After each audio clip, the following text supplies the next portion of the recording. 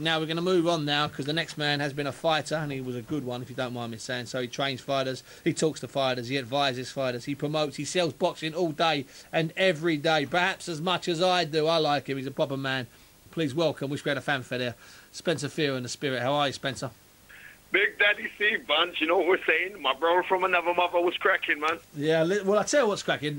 Don King, I've had a bit of a problem with him. I just couldn't get him on. He's selling, you know, this fight. You know how hard they're selling this Alexander and Bradley fight, but it's really struggling, Spencer. I think it would have sold better here. Listen, without a doubt, that fight would have sold better here. Good boy, it would have, son. I'm telling you. How mad is that? Devin Alexander is a real nice guy, and if you're up on Facebook, he'll talk to you and everything else. Oh, and wow. the same thing with Timothy Bradley. I was so nice because when we was in the good old days when we was at a certain station that we're no more at, Steve. Yeah, and I interviewed him just after his win over Junior Witt, and he's a very, very nice man, very spiritual man. And I think that fight would have been bigger here because in that same year, the British Border Control gave him the Overseas Fighter of the Year, and Bradley's just a very, very nice guy, man, lovely guy. Well, worst way, Spencer. If it wouldn't do 18,000, I'm sure it would do something like 5,000 or 6,000. I really do. I think we might have missed a trick here. I could have done about 10 because I agree.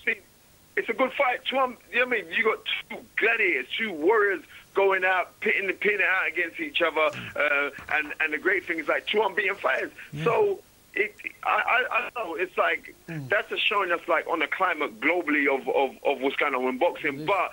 Our country, of Great Britain, United Kingdom, we have the greatest fans in the world. There we go, Spencer. I asked the question and you've answered it. And in fact, that's going to be it for next week. I'm going to ask people online before we come on next week.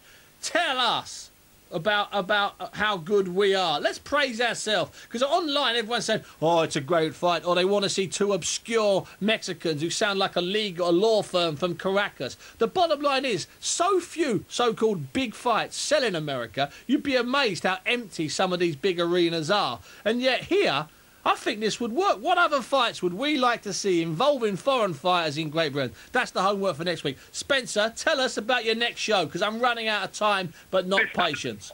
Bunty. The next show is called Paddy Powered. It's on the 18th of March, the day after St. Patrick's Day. Go on, son. I'm telling you, we got Pete Madonna defending his Southern Area welterweight title against our kid Darren Hamilton from down at the Real Fight Club. Yeah. We've also got great fights on there because we've also got a young kid, Alex Demagani. I got praise this kid because I just signed him. He's unbeaten in 5. The kid definitely got the skills to pay the bills, and he's got superb skills. Very, very superb. Anybody, Alex Demagani, go check the kid out on YouTube. Very skilled fighter. And we've also got Nathan Graham, the tough warhorse Nathan Graham versus Colin Lyons, another, former European champion and British champion. So we got a brilliant show, man. We got a brilliant show. And before that show, I'll get you back on because, as usual, I've run out of time. Spencer, thanks for coming on at the end, talking about your show the day after St. Patrick's Day, Paddy's Day. I'll get you back on. We'll go over it. Sorry if you tuned in for